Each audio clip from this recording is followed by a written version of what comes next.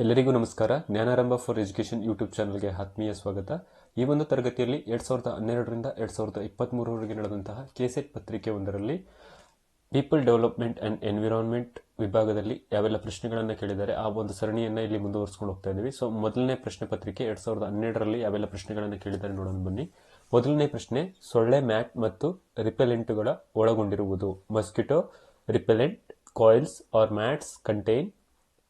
ಸೊಳ್ಳೆಗಳನ್ನು ಓಡಿಸುವಂತಹ ಮ್ಯಾಟ್ ಮತ್ತು ರಿಪೆಲೆಂಟ್ ಫರ್ಕ್ವೆ. Option B BHC, option C toxaphene, option C ಅಲ್ಲೆತ್ರಿನಿನ ಉತ್ಪನ್ನಗಳು ಡಿರೈವೇಟಿವ್ಸ್ ಆಫ್ ಅಲ್ಲೆತ್ರಿನ್. ಸೊಳ್ಳೆ ಮ್ಯಾಟ್ ಮತ್ತು ರಿಪೆಲೆಂಟ್ಗಳು ಒಳಗೊಂಡಿರುವುದು ಏನನ್ನು ಒಳಗೊಂಡಿದೆ ಅಂತಂದ್ರೆ ಇಲ್ಲಿ ಅಲ್ಲೆತ್ರಿನಿನ ಉತ್ಪನ್ನಗಳು ಡಿರೈವೇಟಿವ್ಸ್ ಆಫ್ ಅಲ್ಲೆತ್ರಿನ್. ಇದು ಸರಿಯಾದಂತಹ ಉತ್ತರ ಆಗುತ್ತೆ. Mosquitoes repellent coils mats are contain derivatives of the allethrin. ನಂತರದ ಪ್ರಶ್ನೆಯನ್ನು ನೋಡೋದಾದ್ರೆ, ಕೀಟನಾಶಕಗಳಿಂದ ತುಂಬಿರುವಂತಹ ಒಂದು ಕೊಳದಲ್ಲಿ ಕೆಳಗಿನವುಗಳಲ್ಲಿ ಯಾವುದು ಗರಿಷ್ಠ ಪ್ರಮಾಣದ ಕೀಟನಾಶಕವನ್ನು ಹೊಂದಿರುತ್ತದೆ? In a lake polluted with pesticides, which one of the following will contains the maximum amount of pesticide? Option A ಸಣ್ಣ ಮೀನು, ಸ್ಮಾಲ್ ಫಿಶ್. ಆಪ್ಷನ್ ಬಿ ಸೂಕ್ಷ್ಮಣುಗಳು, ಮೈಕ್ರೋಸೈಸ್ಡ್ ಆರ್ಗಾನಿಸಮ್. ಆಪ್ಷನ್ ಸಿ ದೊಡ್ಡ ಮೀನು, ಬಿಗ್ ಫಿಶ್. ಆಪ್ಷನ್ ಡಿ ಜಲಪಕ್ಷಿಗಳು, water birds. ಇಲ್ಲಿ ಏನ್ ಕೊಟ್ಟಿದ್ದಾರೆ ಅಂದ್ರೆ, ಕೀಟನಾಶಕಗಳಿಂದ ತುಂಬಿರುವಂತಹ ಒಂದು ಕೊಳದಲ್ಲಿ ಗರಿಷ್ಠ ಪ್ರಮಾಣದ ಕೀಟನಾಶಕವನ್ನು ಕೆಳಗಿನವುಗಳಲ್ಲಿ ಯಾವುದು ಹೊಂದಿರುತ್ತದೆ ಅಂತ ಕೊಟ್ಟಿದ್ದಾರೆ. ಸೊ ಇಲ್ಲಿ ಗರಿಷ್ಠ ಪ್ರಮಾಣದ ಕೀಟನಾಶಕವನ್ನು ಆಪ್ಷನ್ ಸಿ ಯಾವುದು, ದೊಡ್ಡ ಮೀನು ಇಲ್ಲಿ ಹೊಂದಿರುತ್ತದೆ. ಸೊ ಇಲ್ಲಿ ಬಿಗ್ ಫಿಶ್, ಆಪ್ಷನ್ ಸಿ ಸರಿಯಾದಂತಹ ಉತ್ತರ ಆಗುತ್ತೆ. ನಂತರದ ಪ್ರಶ್ನೆ, ತ್ಯಾಜ್ಯ ವಿಸರ್ಜನೆಯ ಅತ್ಯುತ್ತಮವಾದ ಮಾರ್ಗ. One of the best means of waste disposal is by. Option A pyrolysis, option B ಉಜ್ಜುವುದು ಸ್ಕ್ರಬ್ಬಿಂಗ್, ಆಪ್ಷನ್ ಸಿ ಭಸ್ಮ ಮಾಡುವುದು ಇನ್ಸಿನರೇಷನ್, ಆಪ್ಷನ್ ಡಿ ಉರಿಸುವುದು ಇಂಟ್ರಾಕ್ಸಿಕೇಶನ್. ತ್ಯಾಜ್ಯ ವಿಸರ್ಜನೆಯ ಅತ್ಯುತ್ತಮವಾದ ಮಾರ್ಗ ಯಾವುದಪ್ಪ ಅಂತಂದ್ರೆ ಇಲ್ಲಿ ಭಸ್ಮ ಮಾಡುವುದು, ಇನ್ಸಿನರೇಷನ್ ಸರಿಯಾದಂತಹ ಉತ್ತರ ಆಗುತ್ತೆ. One of the best means of waste disposal is by incineration. ಹಾಗಾಗಿ ಆಪ್ಷನ್ ಸಿ ಸರಿಯಾದ ಉತ್ತರ ಆಗುತ್ತೆ. ನಂತರದ ಪ್ರಶ್ನೆ, ಚರಂಡಿಯನ್ನು ಶುಭ್ರಗೊಳಿಸುವ ಪ್ರಕ್ರಿಯೆಯಲ್ಲಿ ಉತ್ಪತ್ತಿಯಾಗುವಂತಹ ಅನಿಲವು a gas produced by microbes during sewage treatment is acetylene. Option B ethane, option C methane, option D propylene. ಇಲ್ಲಿ ಸರಿಯಾದ ಉತ್ತರ ಯಾವ್ದಾಗುತ್ತೆ ಅಂದ್ರೆ, ಚರಂಡಿಯನ್ನ ಶುಭ್ರಗೊಳಿಸಬೇಕಾದ್ರೆ ಉತ್ಪತ್ತಿಯಾಗುವಂತಹ ಅನಿಲ ಯಾವ್ದಪ್ಪ ಅಂತಂದ್ರೆ ಆಪ್ಷನ್ ಸಿ ಮೀಥೇನ್ ಸರಿಯಾದಂತಹ ಉತ್ತರ ಆಗುತ್ತೆ. A gas produced by microbes during sewage treatment, option C methane is right answer. ನಂತರದ ಪ್ರಶ್ನೆ, ಪ್ರಸ್ತುತ ಭೂಮಿಯ ತಾಪಮಾನಕ್ಕೆ ಗರಿಷ್ಠ ಹಸಿರು ಮನೆಯ ಕಾಣಿಕೆಯನ್ನು ನೀಡುತ್ತಿರುವುದು. At present maximum greenhouse contribution to earth temperature is by methane. Option B ಇಂಗಾಲದ dioxide, carbon dioxide. Option C nitrous oxide, option D fluorocarbons. ಇಲ್ಲಿ ಪ್ರಸ್ತುತ ಭೂಮಿಯ ತಾಪಮಾನಕ್ಕೆ ಗರಿಷ್ಠ ಹಸಿರು ಮನೆಯ ಕಾಣಿಕೆಯನ್ನು ನೀಡುತ್ತಿರುವುದು ಯಾವುದಪ್ಪ ಅಂತಂದ್ರೆ ಆಪ್ಷನ್ ಬಿ ಇಂಗಾಲದ ಡೈಆಕ್ಸೈಡ್, ಕಾರ್ಬನ್ ಡೈಆಕ್ಸೈಡ್ ಸರಿಯಾದಂತಹ ಉತ್ತರ ಆಗುತ್ತೆ. ನಂತರದ ಪ್ರಶ್ನೆ, ಕೊನೆಯ ಪ್ರಶ್ನೆ, ವಿವಾದಾತ್ಮಕ ಕೋಯಲ್ ಯೋಜನೆಯು the controversial Koel project is. Option A ಗಣಿಗಾರಿಕೆಯ ಯೋಜನೆ, a mining project. Option B ಉಷ್ಣಶಕ್ತಿ ಸ್ಥಾವರ thermal power plant. Option C ಜಲಶಕ್ತಿ ಯೋಜನೆ ಹೈಡಲ್ ಪ್ರಾಜೆಕ್ಟ್. ಆಪ್ಷನ್ ಡಿ ನಿರ್ಬಂಧಿತ ತೋಟಗಾರಿಕಾ ಯೋಜನೆ ಕ್ಯಾಪ್ಟಿವ್ ಪ್ಲಾಂಟೇಶನ್ ಪ್ರಾಜೆಕ್ಟ್. ವಿವಾದಾತ್ಮಕ ಕೋಯಲ್ ಯೋಜನೆ ಯಾವುದಕ್ಕೆ ಸಂಬಂಧಪಟ್ಟಿದೆ ಅಂದ್ರೆ ಇದೊಂದು ಜಲಶಕ್ತಿ ಯೋಜನೆಯಾಗಿದೆ, ಇದೊಂದು ಐಡಲ್ ಪ್ರಾಜೆಕ್ಟ್. ಸೊ ಹಾಗಾಗಿ ಆಪ್ಷನ್ ಸಿ ಸರಿಯಾದಂತಹ ಉತ್ತರ ಆಗುತ್ತೆ. ನಂತರದ ಪ್ರಶ್ನೆ ಪತ್ರಿಕೆ 2013ರಲ್ಲಿ ಪೀಪಲ್ ಡೆವಲಪ್ಮೆಂಟ್ ಅಂಡ್ ಎನ್ವಿರಾನ್ಮೆಂಟ್ ಅಲ್ಲಿ ಯಾವೆಲ್ಲ ಪ್ರಶ್ನೆಗಳನ್ನು ಕೇಳಿದ್ದಾರೆ ನೋಡೋಣ ಬನ್ನಿ. ಪರಿಸರ ವ್ಯವಸ್ಥೆಯ ಎಂಬುದಕ್ಕೆ ಕೆಳಗಿನ ಯಾರು ಉದಾಹರಣೆ? Among the following which is an example of ecosystem people. Option A ತೀವ್ರ ವ್ಯವಸಾಯದಲ್ಲಿ ನಿರತರಾದಂತಹ ರೈತರು, farmers involved in intensive agriculture. Option B ರಫ್ತು ಮಾಡುವುದಕ್ಕಾಗಿ ಜೈವಿಕ ವ್ಯವಸಾಯ ವೃತ್ತಿ ಮಾಡುತ್ತಿರುವಂತಹ ರೈತರು, farmers practising organic farming for export. Option C ಅರಣ್ಯದಿಂದ ಸಂಪನ್ಮೂಲಗಳನ್ನು ಸಂಗ್ರಹಿಸುವಂತಹ ಬುಡಕಟ್ಟಿನವರು. Tribals collecting resources from forest. Option D ಭಾರಿ ಉತ್ಪಾದನೆಯಲ್ಲಿ ತೊಡಗಿರುವಂತಹ ಜಾನುವಾರು ಕ್ಷೇತ್ರ ಇಟ್ಟಿರುವವರು. Cattle ranches involved in mass production. ಈ ಪರಿಸರ ವ್ಯವಸ್ಥೆಯ ಜನರು ಎಂಬುದು ಕೆಳಗಿನ ಯಾವುದಕ್ಕೆ ಸಂಬಂಧಿಸಿದೆ ಅಥವಾ ಯಾವುದಕ್ಕೆ ಉದಾಹರಣೆಯಾಗಿದೆ ಅಂತ ಕೊಟ್ಟಿದ್ದಾರೆ. ಸೊ ಇಲ್ಲಿ ಸರಿಯಾದ ಉತ್ತರ ಯಾವುದಾಗುತ್ತೆ ಅಂತಂದ್ರೆ ಅರಣ್ಯದಿಂದ ಸಂಪನ್ಮೂಲಗಳನ್ನು ಸಂಗ್ರಹಿಸುವಂತಹ ಬುಡಕಟ್ಟಿನವರಿಗೆ ನಾವು ಏನಂತ ಕರಿತೀವಿ? ಪರಿಸರ ವ್ಯವಸ್ಥೆಯ ಜನರು ಅಂತ ಕರಿತೀವಿ.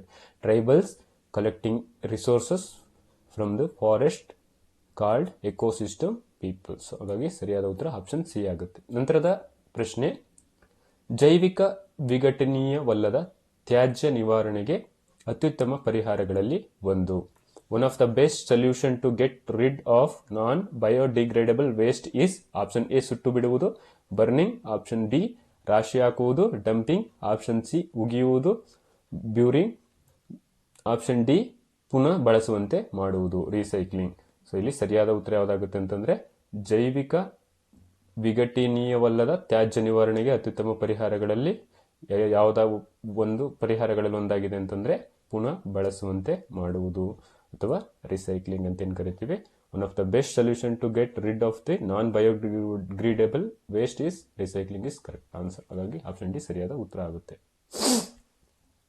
ನಂತರದ ಪ್ರಶ್ನೆ, ಭೂಕಂಪಗಳಿಗೆ ಸಂಬಂಧಿಸಿದಂತೆ ಇಲ್ಲಿ ವಲಯಗಳನ್ನು ಕೊಟ್ಟಿದ್ದಾರೆ. ಈ ವಲಯದಲ್ಲಿ ಕರ್ನಾಟಕ ಯಾವ ವಲಯದಲ್ಲಿದೆ, ಕರ್ನಾಟಕ ರಾಜ್ಯ ಯಾವ ವಲಯದಲ್ಲಿದೆ ಅಂತ ಕೊಟ್ಟಿದ್ದಾರೆ. Karnataka states falls in the seismic zone of. Option A 1 ಮತ್ತು 4, ಆಪ್ಷನ್ ಬಿ 2 ಮತ್ತು 3, ಆಪ್ಷನ್ ಸಿ 1 ಮತ್ತು 5, ಆಪ್ಷನ್ ಡಿ 6 ಮತ್ತು 5.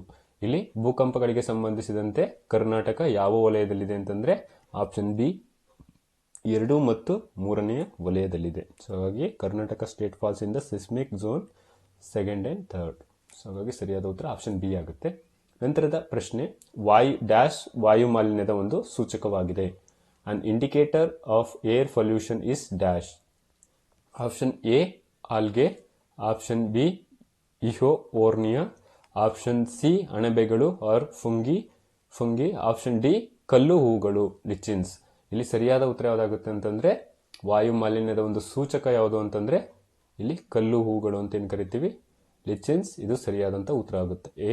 An indicator of air pollution is lichens. Option D ಸರಿಯಾದ ಉತ್ತರ. ನಂತರದ ಕೊನೆಯ ಪ್ರಶ್ನೆ, 2013ರ ಕೊನೆಯ ಪ್ರಶ್ನೆ ಇದು. ಸೈನೈಡ್ ವಿಷಕ್ಕೆ ಡ್ಯಾಶ್ ಒಂದು ಪ್ರತಿ ವಿಷವಾಗಿದೆ. An antidote for cyanide poisoning.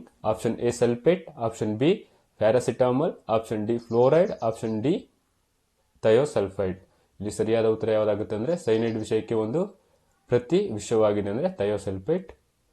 ಇದು ಸೈನೈಡ್ ವಿಷಕ್ಕೆ ಒಂದು ಪ್ರತಿ ವಿಷವಾಗಿದೆ. ಸೊ ಹಾಗಾಗಿ ಇಲ್ಲಿ ಸರಿಯಾದ ಉತ್ತರ ಆಪ್ಷನ್ ಡಿ ಥಯೋಸಲ್ಫೇಟ್ ಆಗುತ್ತೆ. Antidote for cyanide poisoning thiosulphide. ಇದಿಷ್ಟು ಕೂಡ 2013ರ ಪ್ರಶ್ನೆ ಪತ್ರಿಕೆಗಳಿಗೆ ಸಂಬಂಧಪಟ್ಟಂತ ಉತ್ತರಗಳಾಗಿತ್ತು.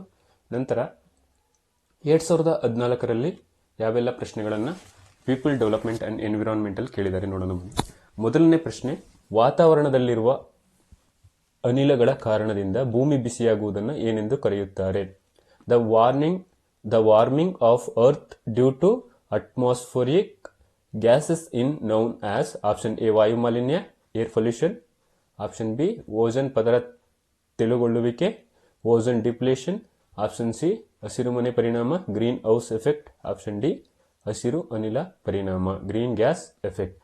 ಇಲ್ಲಿ ಸರಿಯಾದ ಉತ್ತರ ಯಾವುದಾಗುತ್ತೆ? ವಾತಾವರಣದಲ್ಲಿರುವ ಅನಿಲಗಳ ಕಾರಣದಿಂದ ಭೂಮಿ ಬಿಸಿಯಾಗುವುದನ್ನ ನಾವೇನಂತ ಕರಿತೀವಿ ಅಂತಂದ್ರೆ ಹಸಿರುಮನೆ ಪರಿಣಾಮ, ಗ್ರೀನ್ ಹೌಸ್ ಎಫೆಕ್ಟ್ ಅಂತೇಳಿ ಕರಿತೀವಿ. The warming of earth due to atmospheric gases is known as green house effect.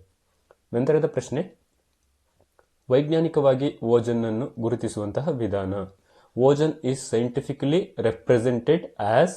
Option A O2, option B O2, option 3 O3, option D O4. ವೈಜ್ಞಾನಿಕವಾಗಿ ನಾವು ಓಜನ್ ಅನ್ನ ಏನಂತ ಗುರುತಿಸ್ತೀವಿ ಅಂತಂದ್ರೆ O3 ಅಂತ ಹೇಳಿ ಗುರುತಿಸ್ತೀವಿ. So ozone is scientifically represent O3. Option C right answer ಆಗುತ್ತೆ. ನಂತರದ ಪ್ರಶ್ನೆ, ಮೊಸಳೆಗಳು ಸೂರ್ಯ ಸ್ನಾನ ಮಾಡುವ ಕಾರಣ.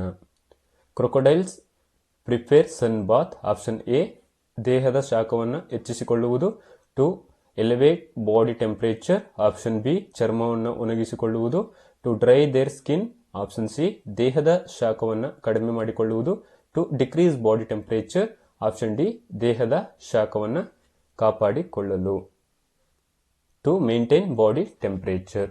ಇಲ್ಲಿ ಸರಿಯಾದ ಉತ್ತರ ಯಾವುದಾಗುತ್ತೆ ಅಂದರೆ ಮೊಸಳೆಗಳು ಸೂರ್ಯ ಸ್ನಾನ ಮಾಡುವ ಕಾರಣ ದೇಹದ ಶಾಖವನ್ನು ಹೆಚ್ಚಿಸಿಕೊಳ್ಳುವುದಕ್ಕೋಸ್ಕರ ಮೊಸಳೆಗಳು ಸೂರ್ಯ ಸ್ನಾನವನ್ನು ಮಾಡ್ತವೆ. Crocodile prepare sun baths to elevate body temperature. ಹಾಗಾಗಿ ಸರಿಯಾದ ಉತ್ತರ ಯಾವುದಾಗುತ್ತೆ ಅಂದರೆ ಆಪ್ಷನ್ ಎ ಸರಿಯಾದ ಉತ್ತರ ಆಗುತ್ತೆ. ವನ್ಯಜೀವಿ ಕಾಯ್ದೆಯನ್ವಯ ರಾಷ್ಟ್ರೀಯ ಉದ್ಯಾನವನವನ್ನಾಗಿ ಒಂದು ಪ್ರದೇಶವನ್ನು ಯಾರು ಘೋಷಿಸಬಹುದು? Who can declare an area to be constituted as a national park according to wildlife act? Option A ಸರ್ವೋಚ್ಚ ನ್ಯಾಯಾಲಯ ಸುಪ್ರೀಂ ಕೋರ್ಟ್, ಆಪ್ಷನ್ ಬಿ ಉಚ್ಚ ನ್ಯಾಯಾಲಯ ಹೈಕೋರ್ಟ್, ಆಪ್ಷನ್ ಸಿ ರಾಜ್ಯ ಸರ್ಕಾರ ಸ್ಟೇಟ್ ಗವರ್ನಮೆಂಟ್, ಆಪ್ಷನ್ ಡಿ ಕೇಂದ್ರ ಸರ್ಕಾರ ಸೆಂಟ್ರಲ್ ಗವರ್ನಮೆಂಟ್. ಇಲ್ಲಿ ಸರಿಯಾದ ಉತ್ತರ ಯಾವುದಾಗುತ್ತೆ ಅಂದರೆ ವನ್ಯಜೀವಿ ಕಾಯ್ದೆಯನ್ವಯ ರಾಷ್ಟ್ರೀಯ ಉದ್ಯಾನವನ್ನಾಗಿ ಒಂದು ಪ್ರದೇಶವನ್ನ ಯಾರು ಘೋಷಿಸಬಹುದಪ್ಪ ಅಂತಂದ್ರೆ ಇಲ್ಲಿ ರಾಜ್ಯ ಸರ್ಕಾರ ವನ್ಯಜೀವಿ ಕಾಯ್ದೆಯನ್ವಯ ಒಂದು ರಾಷ್ಟ್ರೀಯ ಉದ್ಯಾನವನ್ನ ಒಂದು ಪ್ರದೇಶವನ್ನಾಗಿ ಘೋಷಿಸಬಹುದು. ಹಾಗಾಗಿ ಸರಿಯಾದ ಉತ್ತರ option C state government right answer ಆಗುತ್ತೆ. State government can declare an area to be constituted as a national park according to Wildlife Act. ನಂತರದ ಪ್ರಶ್ನೆ, ಬಯೋಲಾಜಿಕಲ್ ಹಾಟ್ ಸ್ಪಾಟ್ ಎಂದರೆ? Biological hot spot refers to ಜೈವಿಕವಾಗಿ ಬಹಳ ಮುಖ್ಯವಾದಂತಹ ಪ್ರದೇಶ, important spot from biological point of view, option B ಪರಿಸರ ಆತಂಕಕಾರಿ ಅಂತ ತಲುಪಿರುವಂತಹ ಪ್ರದೇಶ, spot where environment has reach dangerous level, option C ಬಹಳ ಬಿಸಿಯಾದ ಸ್ಥಳ, place where temperature is very high, option D ಜೀವ ವೈವಿಧ್ಯ ಸುರಕ್ಷಿತ ತಾಣ, place where biodiversity is very safe. ಇಲ್ಲಿ ಸರಿಯಾದಂತಹ ಉತ್ತರ ಯಾವುದಾಗುತ್ತೆ ಅಂತಂದ್ರೆ ಬಯೋಲಾಜಿಕಲ್ ಹಾಟ್ ಸ್ಪಾಟ್ ಅಂತಂದ್ರೆ ಪರಿಸರ ಆತಂಕಕಾರಿ ಅಂತ ತಲುಪಿರುವಂತಹ ಪ್ರದೇಶಕ್ಕೆ ನಾವು ಬಯೋಲಾಜಿಕಲ್ ಹಾಟ್ ಸ್ಪಾಟ್ ಅಂತ ಕರಿತೀವಿ.